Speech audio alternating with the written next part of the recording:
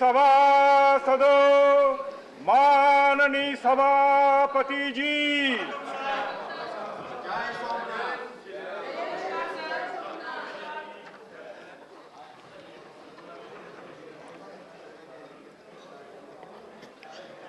reports of the department-related Parliamentary Standing Committee on Health and Family Welfare, Shri Bhuvneshwar Kalita. Chairman, sir, I rise to lay on the table of our House the 137th report on vaccine development, distribution, management, and mitigation of pandemics COVID-19. 138th report on medical devices, regulation and control. 139th report on cancer care plan and management, prevention, diagnosis, research and affordability of cancer treatment. The 140th report on action taken by the government on the recommendations, observations contained in the 134th report on demands for grants 2022-23, demand number 46 of the Department of Health and Family Welfare. 131st report on action taken by the government on the recommendations, observations contained in the 135th report on demands for grants 2022-23, demand number 47 of the Department of Health Research, Ministry of Health and Family Welfare, and 142nd report on action taken by the government on the recommendations, observations contained in the 136th report on demands for grants 2022-23, demand number 4 of the Ministry of Ayush. Thank you, sir. Reports of the department-related Parliamentary Standing Committee on Personnel, Public Grievances, Law and Justice, Shri Sushil Kumar Modi. मैं विभाग संबंधित कार्मिक, लोक शिकायत, विधि और न्याय संबंधी संसदीय स्थायी समिति के निम्नलिखित प्रतिवेदनों की एक प्रति हिंदी और अंग्रेजी में सभा पटल पर रखता हूं। पहला, पेंशन और पेंशन भोगी कल्याण विभाग से संबंधित पेंशन भोगियों की शिकायतें, पेंशन अदालतों का प्रभाव और केंद्रीकृत पेंशन भोगी शिकायत निवारण और निगरानी प्रणाली के संबंध में समिति के 110वें प्रतिवेदन पर की गई कार्रवाई से संबंधित 120वां प्रतिवेदन। दूसरा, प्रशासनिक सुधार और लोक शिकायत तथा पेंशन और पेंशन भोगी कल्याण विभागों की अनुदान मांगों 2022-23 के संबंध में समिति के 113वें प्रतिवेदन पर की गई कार्रवाई से संबंधित 121वां प्रतिवेदन। तीसरा, कार्मिक और प्रशिक्षण विभाग की अनुदान मांगों 2022-23 के संबंध में समिति के 112वें प्रतिवेदन पर की गई कार्रवाई से संबंधित 122वां प्रतिवेदन तथा न्याय विभाग की अनुदान मांगों के संबंध में समिति के 116वें प्रतिवेदन पर की गई कार्रवाई से संबंधित 123वां प्रतिवेदन। Reports of the department-related Parliamentary Standing Committee on Transport, Tourism and Culture, Dr. C.M. Ramesh. Sir, I raise to present the following reports in English and Hindi of the department-related Parliamentary Standing Committee on Transport, Tourism and Culture. 323rd report on Commission of Railway Safety. 324th report on issues relating to the untraceable monuments and protection of monuments in India. 325th report on issues relating to the road sector. 326th report on role of Indian mission globally for the growth of tourism in India, and 327th report on connectivity and tourism terminal facilities in ports.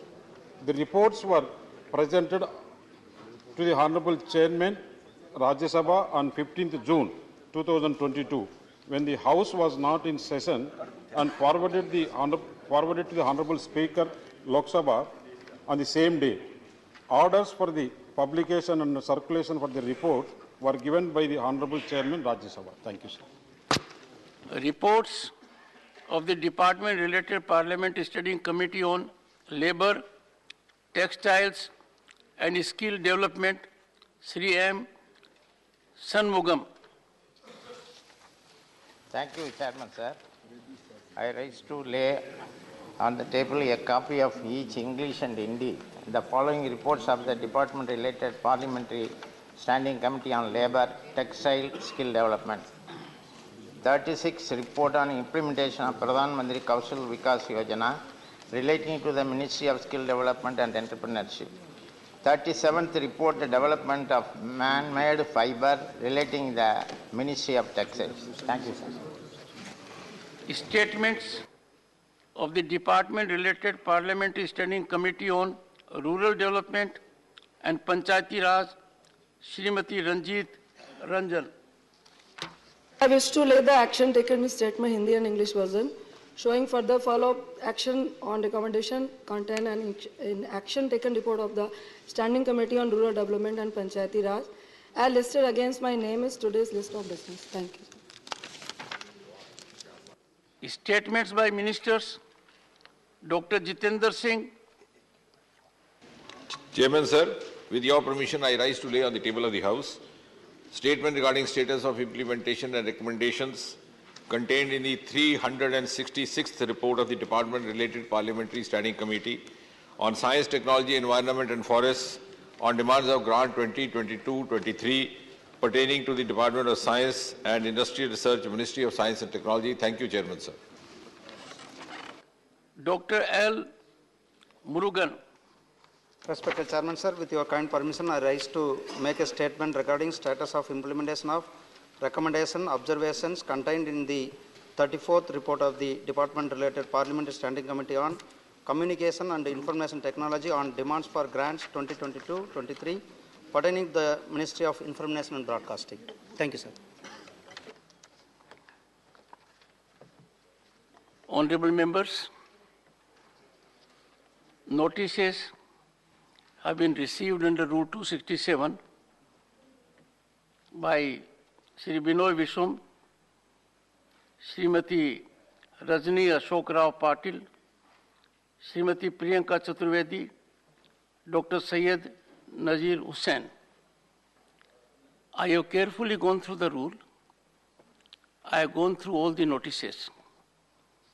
I would invite attention of this House to the rule as such. The rule is carefully worded. The rule requires certain things to be indicated and duly spelled out. The rule does say it can be raised with the consent of the chairman. That part is complied for the reason it has been put to me. That any rule may be suspended.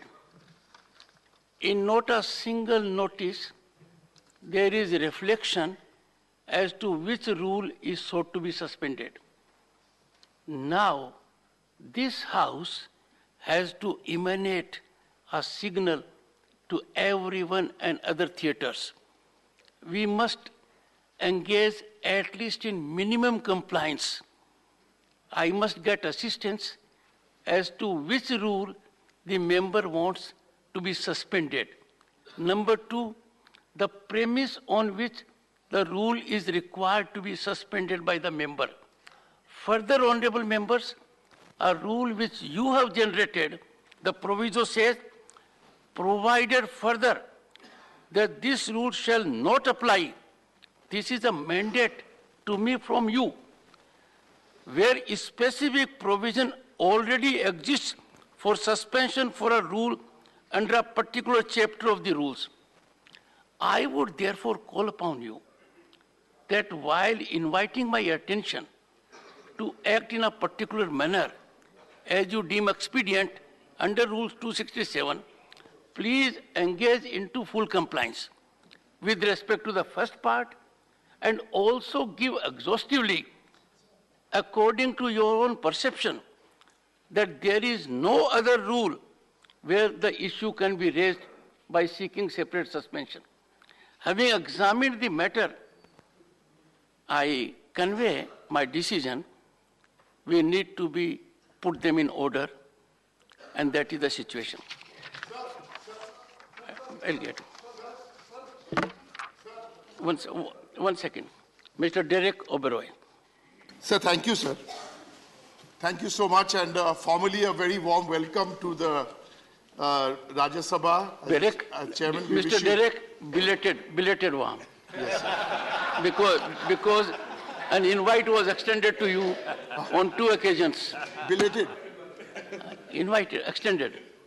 Belated. Oh, yeah, this could have been done. Good. My colleague Shukendu is far more qualified to welcome you because he knows he's had a long relationship. No, let me tell you, your Honorable Chief Minister was the first one to congratulate me. Right. So that's... But I am with respect to the leader of the party in the House. That's very good. That could be for other reasons. Sir, the leader of the House need to know that issue between me and him are privileged. Between me and Derek. Good. Oberoi. Come on, Derek. This is a good start. I mean, leave the politics out. This is a good start. I mean, a sense of humor in this House will do all of us good. So in the spirit, that's the spirit, we can have a sense of humor. Sir, since you raised a specific question about the 267, and I was one of the members, there were 7 of us. I remember there were 7 parties. There was the Congress surely there, and 5 parties, DMK, Trinamool. This was the last time, sir, to bring to your attention, as a precedent, the rule 267 was in fact used or implemented. And at that time, sir, the notice, and I'm only here to share that notice, and we can discuss it in a decent way later. At that time was November 2016, just after demonetization. There were different notices. Make your point. Yes, sir. Yeah, by one point.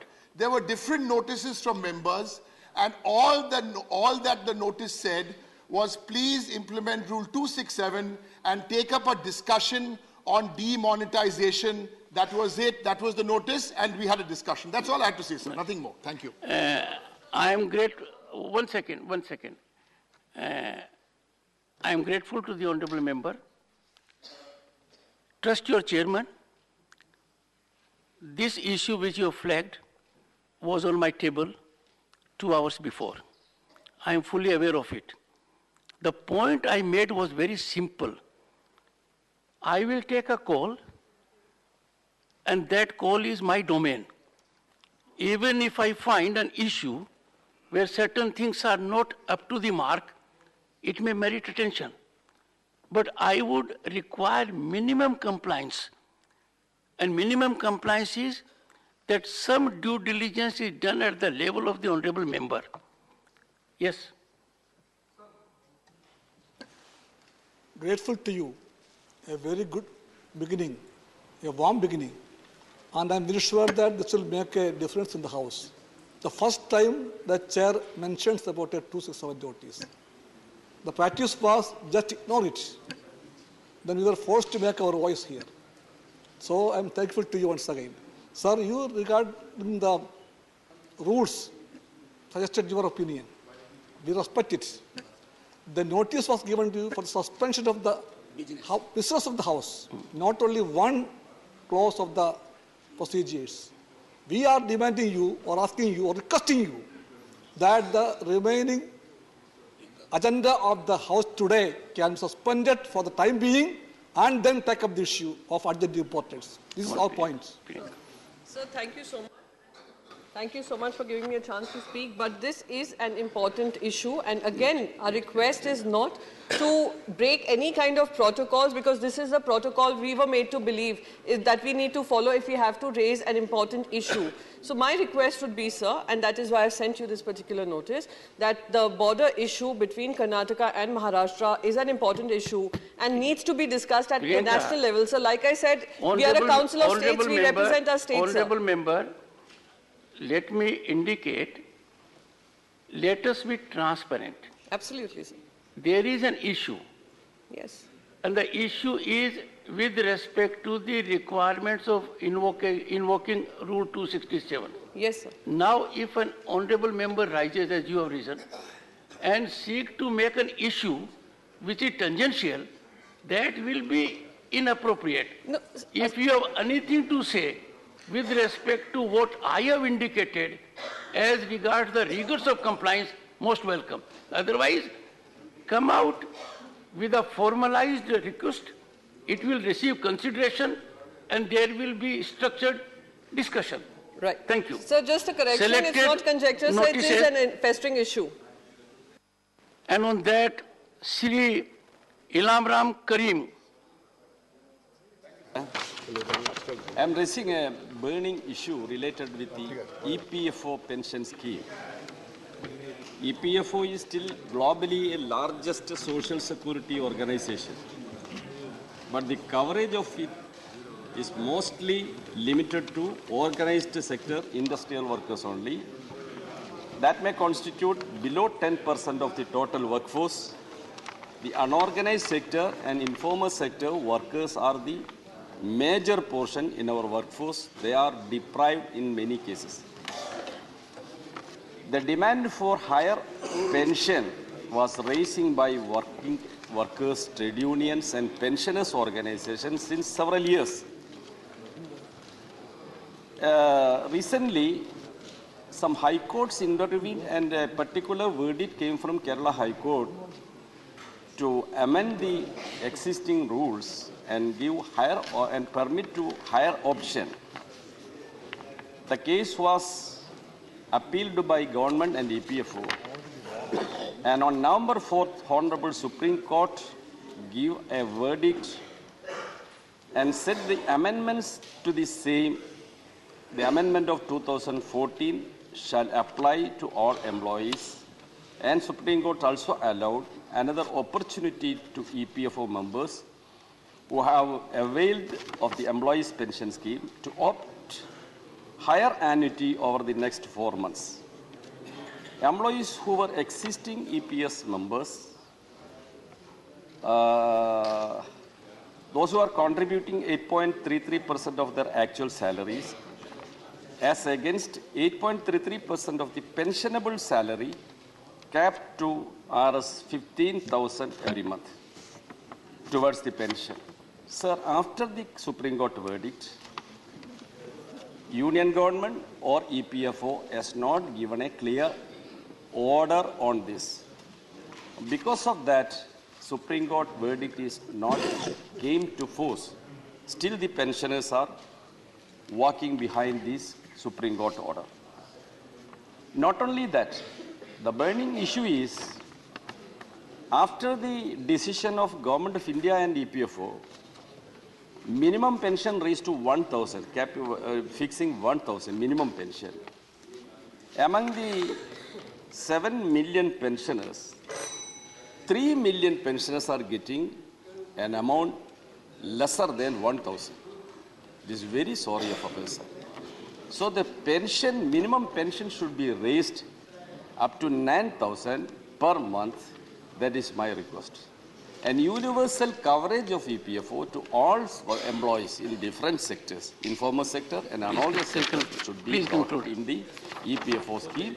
That is my demand. I hope that Honorable Minister is here. He may respond a word. Shri P. Bhattacharya. Sir, I raised this issue not only the first time in this House, the jute industry, and so many times. And personally, I also talked to Honorable Minister in regard to this industry and this position. The jute industry occupies an important place in the national economy of India. It is one of the major industries in the eastern region, particularly in West Bengal. Jute, as it is saying that the golden fiber meets the standard of the safe packaging, etc., etc. So jute industry is not only in Bengal, jute industry you can get in other states too, that is in Assam, Bihar, Madhya Pradesh, Meghalaya, Nagaland, Odisha, Tripura, and Karnataka, and other places also. I have the three important suggestions to Honorable Minister through you, sir. One, the jute industry, the government of India, 1987, they came out with an act that jute packaging, particularly certain issues, central government, after considering the recommendation of SSC, may from time to time issue order under the Section 3(1) of the JPM Act of compulsory use of jute packaging material or certain commodity or class of commodities or percentage thereof. It is satisfied that it is necessary to do so in the interest of the production of the raw jute and the jute packaging material. But unfortunately, sir, what is happening nowadays in the country, the synthetic products, the synthetic packaging, those who are manufacturing, they are so powerful. They are creating some sort of pressure to the government and to the ministry so that the jute, instead of jute packaging, they convert it to synthetic packaging. Sir, my earnest request to the Honorable Government that unless and until to stop this synthetic packaging system, the jute industry will be really in a very, very precarious condition. Sir, lastly, I think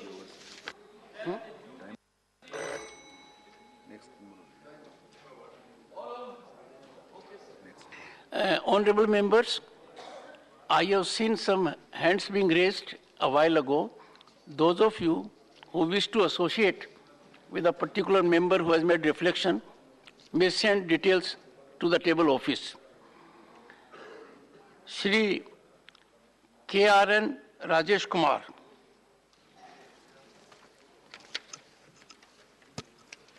Honorable Chairman, sir, the Indian Farmers Fertilizers Cooperative Limited, also known as IFCO, is the world's largest fertilizers cooperative federation based in India, which is registered as a multi-state cooperative society. IFCO has 40,000 member cooperatives and is wholly owned by the cooperative societies of India. It is engaged in the business of manufacturing and marketing of the fertilizers.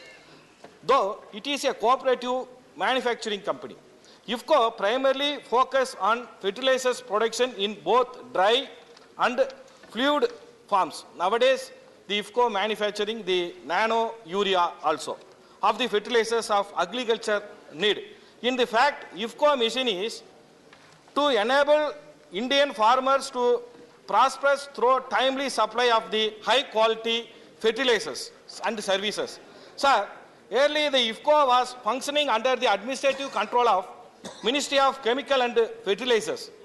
Technically, IFCO should be functioning under the C&F Ministry due to it is a technical nature. That was the suitable ministry. But IFCO has been brought under the administrative control of Ministry of Cooperation, which is the irrational decision. The efficiency of the IFCO might get affected due to the fact that policy-making body will not have enough technical and commercial knowledge to coordinate the global in the field of chemicals and fertilizers, which is the prime focus of IFCO, who has the high expertise in this sector. Sir, quote an example, just because the medical college syllabus are in English, we are not appointing the English professor to teach the medical education. Or the law ministry is connecting all the bills for the ministry. Just because of this, all the department cannot brought under the law ministry. Therefore, I request the Honorable Minister, through this August House, the reallocate the fertilizers manufacturing company, IFCO, to the respective chemical and fertilizers ministry rationally the consideration and basis of the future of the Indian farmers. Sir, in Ukraine issues, the C&F ministry is coordinate the demand of the fertilizers. Thank you, sir. Srimati J.B. Mathur Hisam. I'm deeply obliged by the opportunity. Thank you very much. So the fishermen community in Kerala is a fundamental part of the society, and they belong to the most backward community, but they serve the society in terms of both professional and social service. They are the ones who helped the entire thousands of people when the state of Kerala faced disastrous floods. And many of them work in gruesome conditions throughout and to feed their families. So many of them who go by spending 10,000 rupees a day on kerosene do not even come back they come back without zero catch. So now we have reached a point where the same community fishermen have not gone to sea for past many months because they have been agitating for 140 days for their survival. So their demands have been very genuine. They have not been asking for extensive things. Their demand was to implement a 475 crore package which was promised to them as part of Viഴിഞ്ഞം container port construction. So now their demand, all they ask for is that an increased rent be given because more than 400 families, fishermen families, are forced to live in cement warehouses where their families are forced to live in places where with adolescent girls and newborn babies in very inhuman conditions and which are very, very unsafe and which is very, very brutal. So all they ask for is to do a comprehensive study on the sea erosion, and all they ask for is to include their member in the expert committee. And these are the basic things they ask for, but despite this being very, very basic requirements, these demands were not met, and so they had to agitate for 140 days.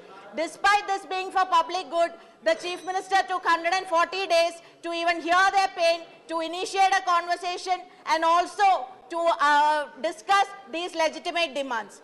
Although the Home Ministry is the Chief Minister had turned a blind eye earlier, the Home Ministry, which is under the Chief Minister, had all the time to register 2,000 cases against these poor fishermen, sir. So in all these conditions, the bishops, the priests who were supporting these poor fishermen have all been tortured in all this.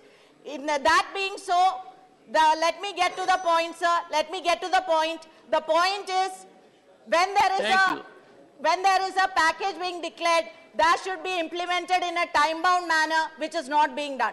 Now, the fishermen have called off their strike day before yesterday, but that is not because their demands are met, not because their demands are met, but because they are forced to, because loss of livelihood. So my request is... Thank you, Honorable Member. Thank you. Siri. Okay. 30 seconds. Sir, conclusion. Sir, conclusion. Allow me to complete, sir.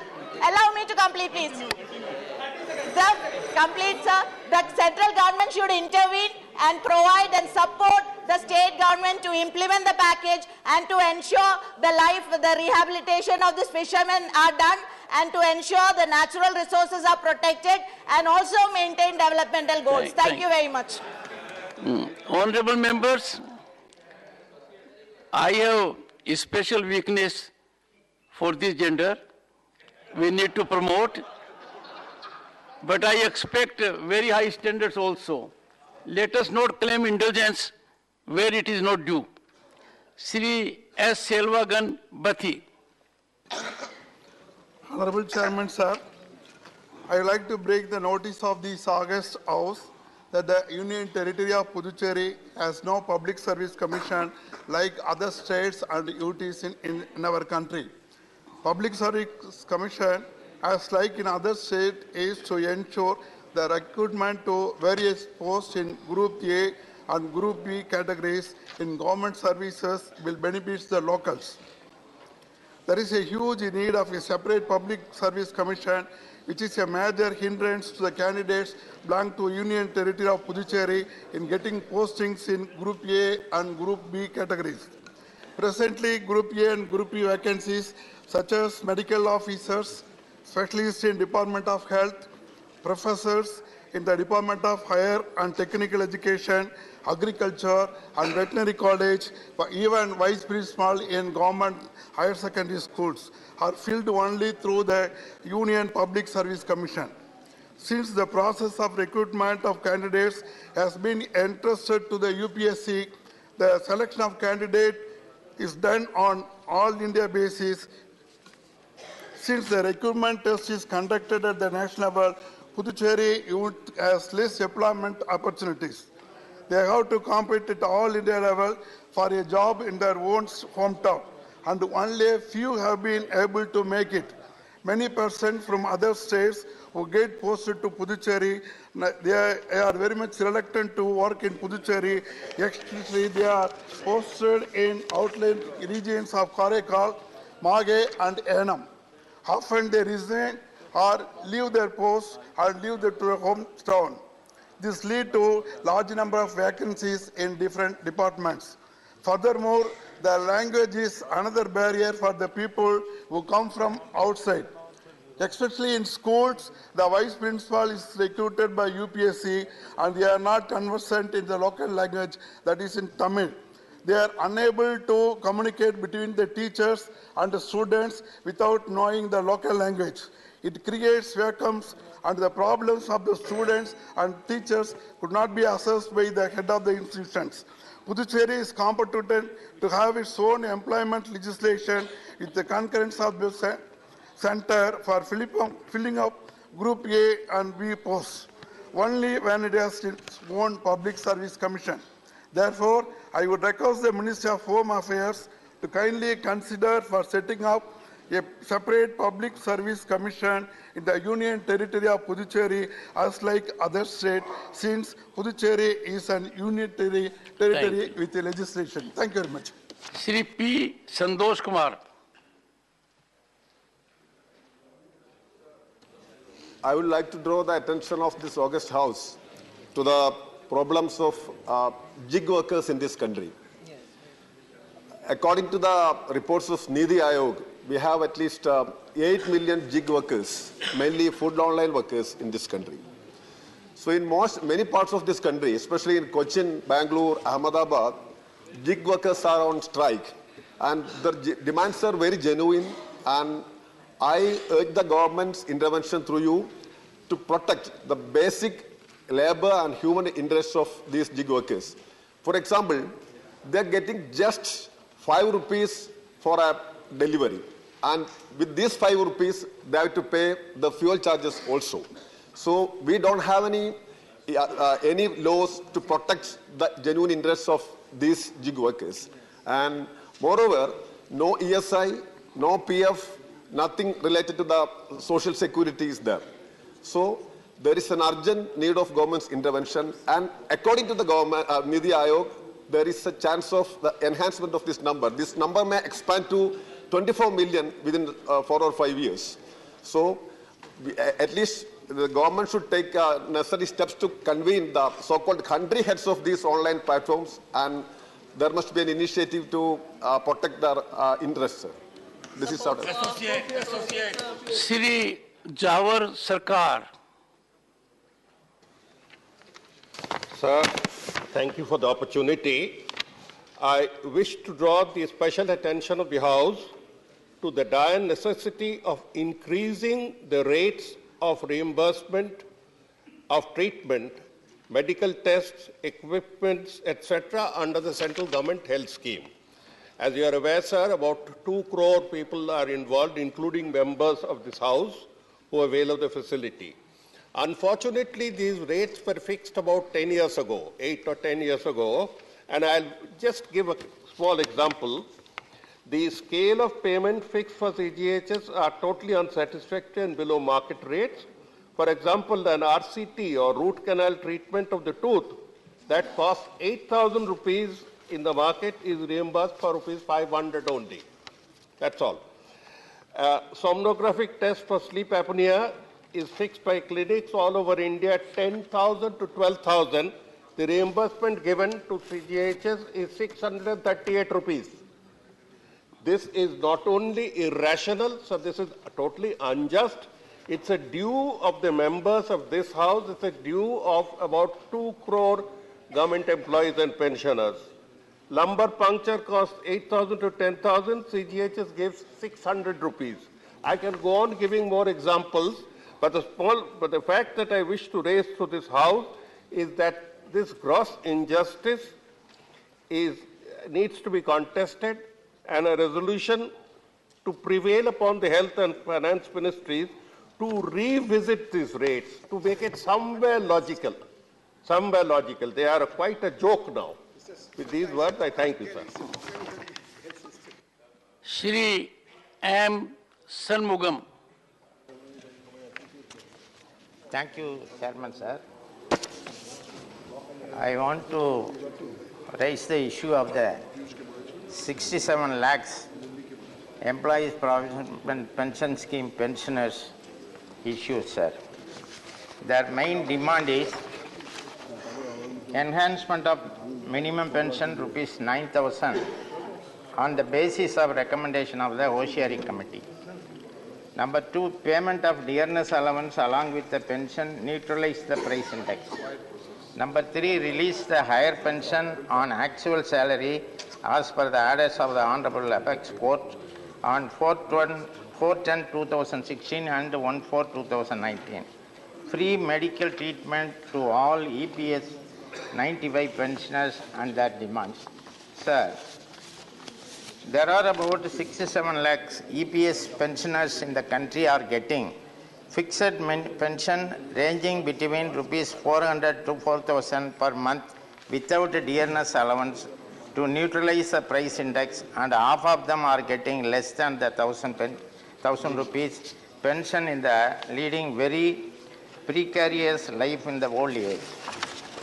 The Union government has enhanced minimum pension rupees 9,000 plus DA, TA for the retirees since 2016, whereas the EPS pensioners who have equal contribution sacrifice the growth of the development of the nation have been treated unequally, and rupees 1,000 fixed minimum monthly pension has been given to them with effect from 1/9/2014 without any enhancement yet. In the year 2013, Petition Committee of Rajya Sabha headed by Sri Bhagat Singh Gocharia in the report have recommended the payment of rupees 3,000 minimum pension, EPS 95 pension plus DATA neutralize the price index.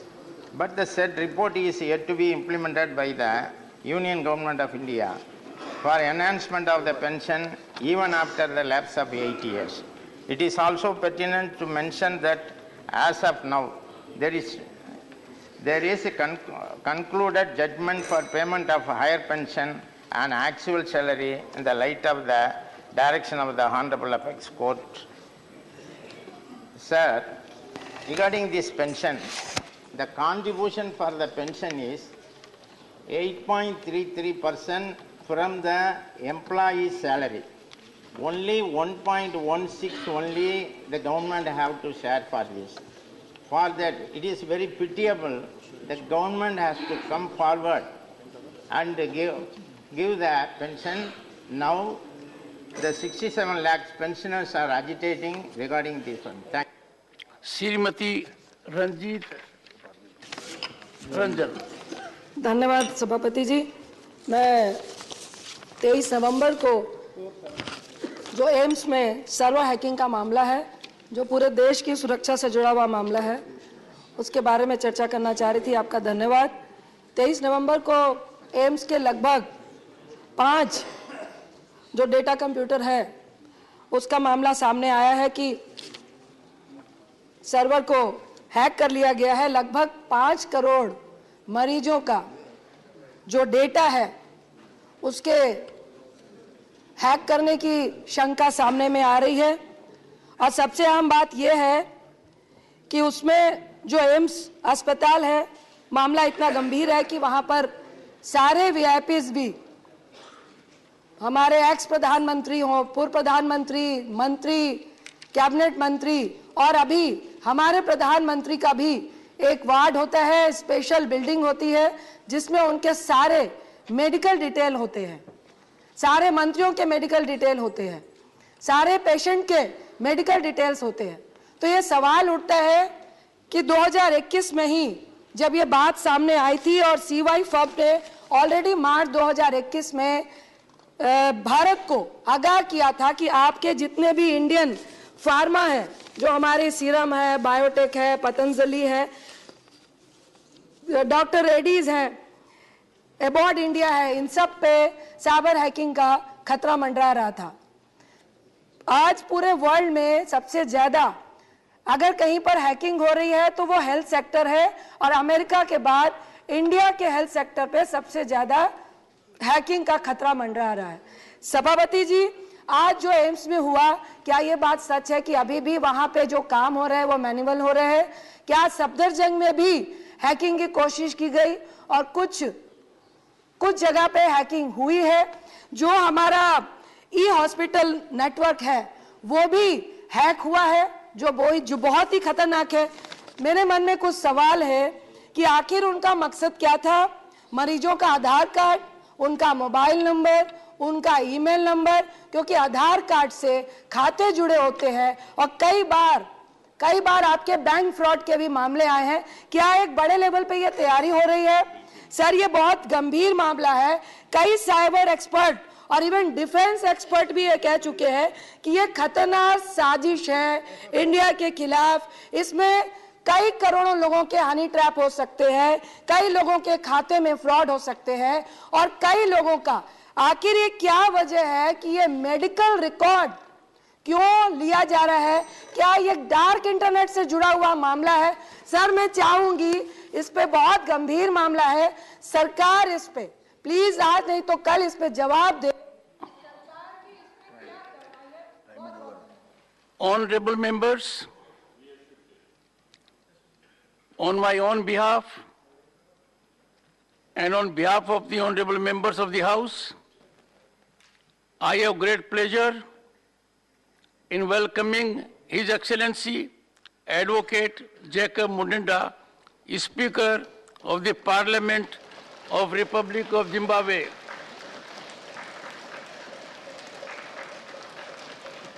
And members of the parliamentary delegation from Zimbabwe who are on a visit to India as our honored guests. The parliamentary delegation from Zimbabwe arrived in India on Monday, 5th December 2022 and are now seated in the special box. Besides Delhi, they shall also visit Agra on Saturday, 10th December 2022, before their final departure from India. We wish them happy and fruitful stay in our country. Through them, we convey our greetings and best wishes to the members of the Parliament, the government, and the friendly people of the Republic of Zimbabwe.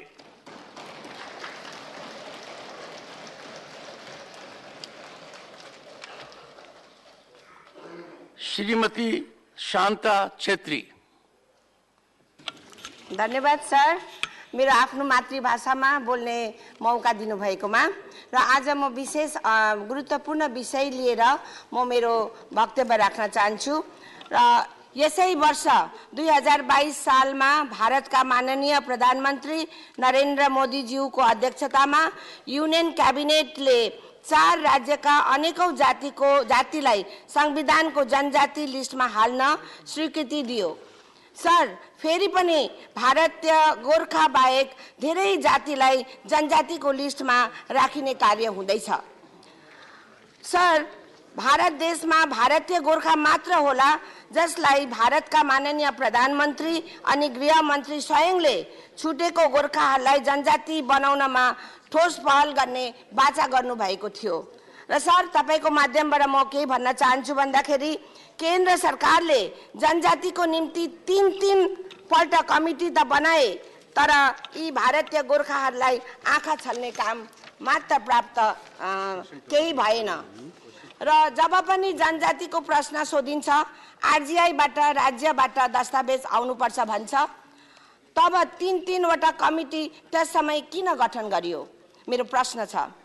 र भारतको केन्द्रका tribal मिनिस्टरले पठाएको पत्र संख्या 16-017/11/2022 CLM दिनांक 3/6/2022 मा उल्लेख गरिएको छ कि राज्यबाट पठाएको रिपोर्टलाई आरजीआईले मानिलिएन। र यसकारणले म भन्न चाहन्छु आरजीआईले अहिलेसम्म यी 11 जात गोष्ठीलाई जनजाति बनाउन हेतु के कस्तो दस्तावेज संकलन गरेको छ तथा राज्यहरूले पठाएको दस्तावेजलाई पनि सदनमा पेश गरायोस् जसले गर्दा केन्द्र सरकारलाई यी जातिलाई जनजाति घोषित गर्न सहयोग मिल्नेछ। म आशा राख्छु चाँडै भन्दा पनि चाँडै यस विषयलाई तपाईहरुले ध्यान आकर्षण गरेर अनि यसको निर्णय लिनुहुन्छ भन्ने म आशा राख्दै मेरो वक्तव्य शेष गर्न चाहन्छु। धन्यवाद। श्री वीरेंद्र प्रसाद Baishya.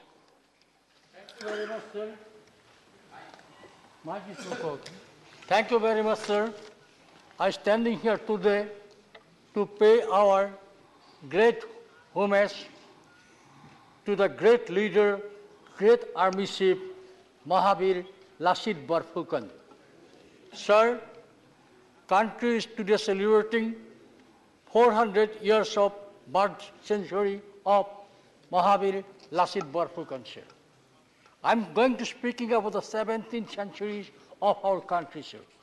In 17th centuries, many parts of India was ruled by the Mughal.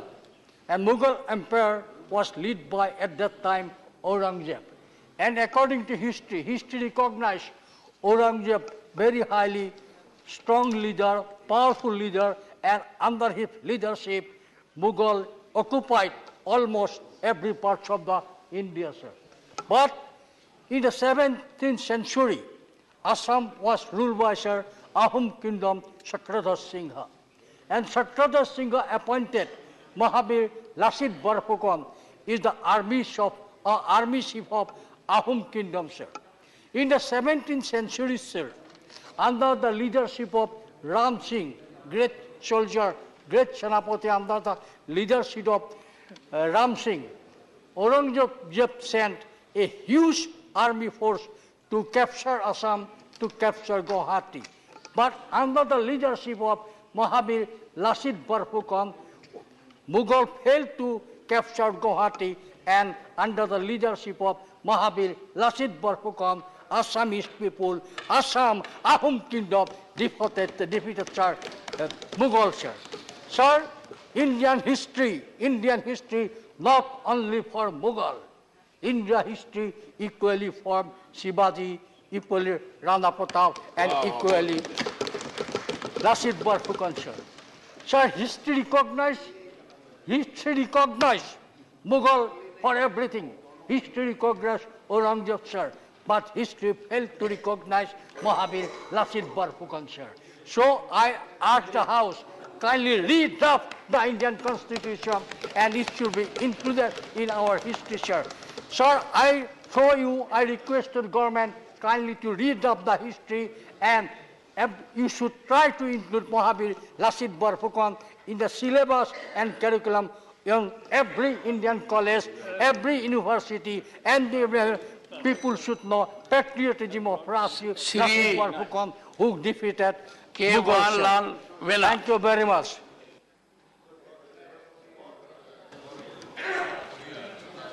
Thank you, Honorable Chairman.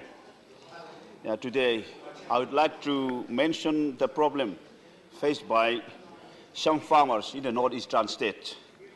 I hope you may be aware that Areca plantation is one of the biggest occupations of the northeastern states since many years ago. Especially areca plants are grown in the state of Mizoram and Tripura among the tribal areas in a large quantity, so that it is the main occupation for many tribal people in those areas. Unfortunately, Honorable Chairman, I want to inform this August House that the farmers of Mizoram and Tripura could not export their own areca product to the other states of India during this year. Their fresh areca production was stopped and seized by some government officials along the highway within the state of Assam, following the instruction given by the Ministry of Home Affairs, Government of India. This means that the instruction given by the Union government is a great loss for the tribal people living in the Northeast. In the meantime, dry areca of Southeast Asian products entered India through Myanmar in a bulk quantity, as report received from officials that the Union government is trying to stop the incoming of foreign dry areca products. Honorable Chairman, I highly appreciate that these foreign areca production smugglings must be stopped from entering our country. So I kindly request the Union government not to confuse our own areca product and foreign dry areca product. It is different thing. Foreign areca product is in the form of dry, but our own native products in the form of fresh one. We cannot confuse them. So there is no reason to stop the sales and seize the native areca product anywhere within Indian Union unless we are treating the northeastern India as a foreign country. Let the smuggling of foreign areca be stopped. In the meantime, let the native areca production be free. Thank you so much, sir. Sri Sant Balbir Singh.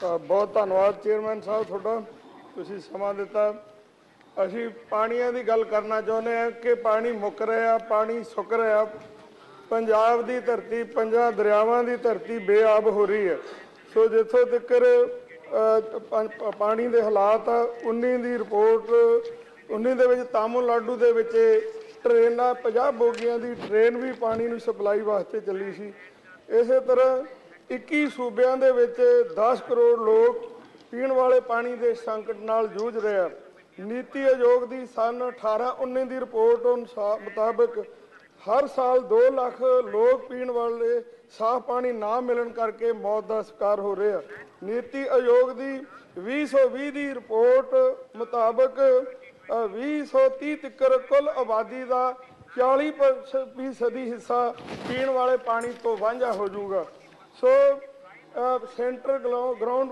Water board ਜੋ 5 ਸਾਲ ਪਹਿਲਾਂ ਜਿਹੜੀ ਉਹਨਾਂ ਨੇ report ਦਿੱਤੀ ਸੀ ਪੰਜਾਬ ਦੇ ਵਿੱਚ 2039 ਤੱਕ ਧਰਤੀ ਹੇਠਲਾ ਪਾਣੀ 300 ਮੀਟਰ ਭਾਵ 1000 ਫੁੱਟ ਥੱਲੇ ਚੱਲ ਜਾਊਗਾ ਤੇ ਜਿਹਦੇ ਵਿੱਚ ਭਾਰੀਆਂ ਧਾਤਾਂ ਦਾ ਖਤਰਾ ਜਿਹੜੀ ਖੇਤੀ ਹੈ ਤਾਂ ਦੂਰ ਦੀ ਗੱਲ 1000 ਫੁੱਟ ਤੋਂ ਪਾਣੀ ਕੱਢ ਕੇ ਪਾਣੀ ਕਿਵੇਂ ਖੇਤੀ ਕੀਤੀ ਜਾ ਸਕਦੀ ਹੈ ਪੰਜਾਬ ਖੇਤੀ ਪ੍ਰਧਾਨ ਸੂਬਾ ਤੇ ਪਾਣੀ ਨੂੰ ਦੇ ਜਿਸ ਅਨੁਸਾਰ ਚੱਲ ਰਿਹਾ ਪਾਣੀ ਮੁੱਕ ਰਿਹਾ ਪਾਣੀ ਸੁੱਕ ਰਿਹਾ ਪੰਜਾਬ ਦੇ ਵਿੱਚ 80% ਜਿਹੜਾ ਪਾਣੀ ਆ ਖੇਤੀ ਆ ਉਹ ਧਰਤੀ ਥੱਲੋਂ ਪਾਣੀ ਕੱਢ ਕੇ ਮੋਟਰਾਂ ਦੇ ਨਾਲ ਖੇਤੀ ਕੀਤੀ ਜਾਂਦੀ ਹੈ ਸਿਰਫ 20% ਖੇਤੀ ਜਿਹੜੀ ਆ ਉਹ ਜਿਹੜੀ ਹੈ ਨਹਿਰੀ ਪਾਣੀ ਨਾਲ ਕੀਤੀ ਜਾ ਰਹੀ ਹੈ ਨੀਤੀ ਆਯੋਗ ਦੀ ਰਿਪੋਰਟ ਅਨੁਸਾਰ ਪੰਜਾਬ ਦੇ 133 ਬਲਾਕਾਂ ਦੇ ਵਿੱਚੋਂ 109 ਬਲਾਕ ਡਾਰਕ ਜ਼ੋਨ ਦੇ ਵਿੱਚ ਆ ਗਿਆ ਭਾਵ ਉੱਥੇ ਪਾਣੀ ਜਿਹੜਾ ਹੈ ਪਹੁੰਚ ਤੋਂ ਦੂਰ ਹੋ ਗਿਆ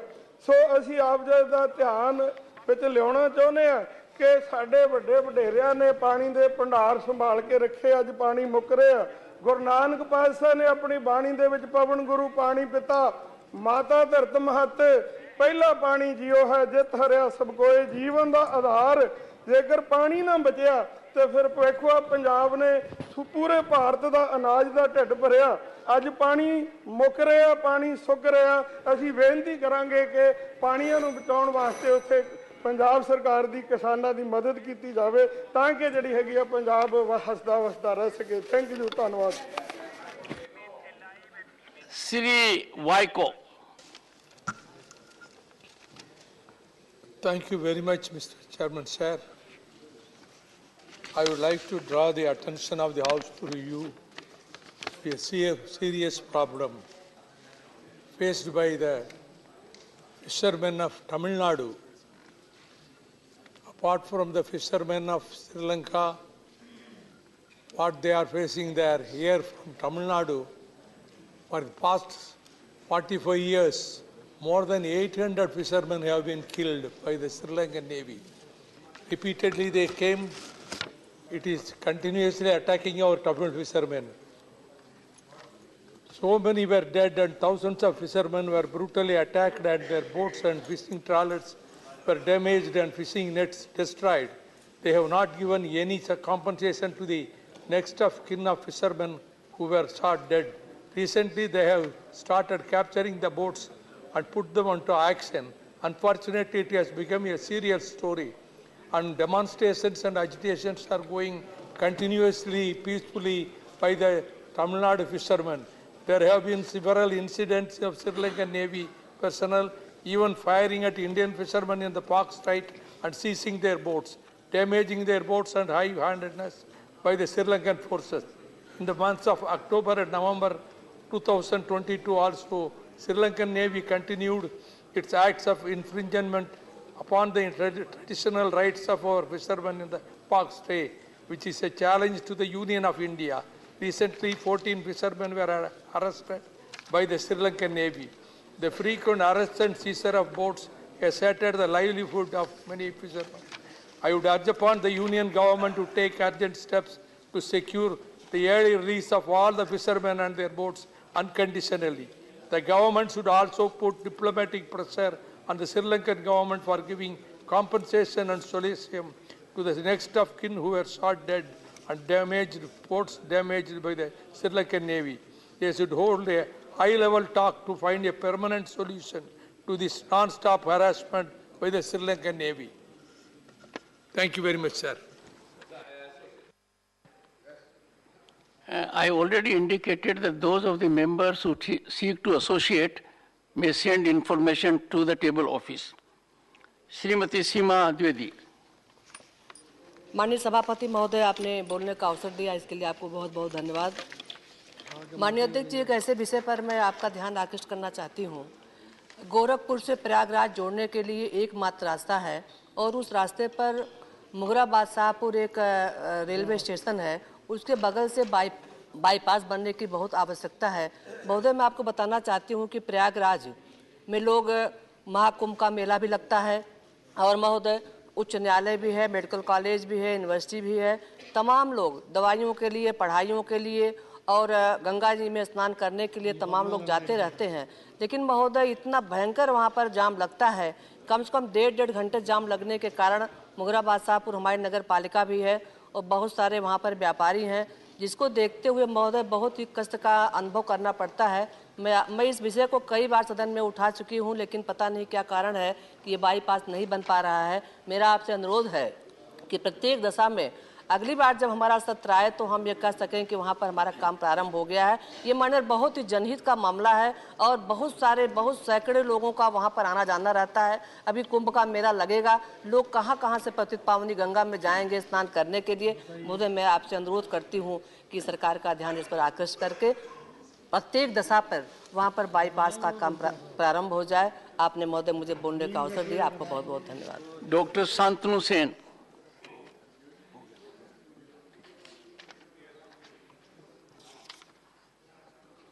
Thank you very much, sir.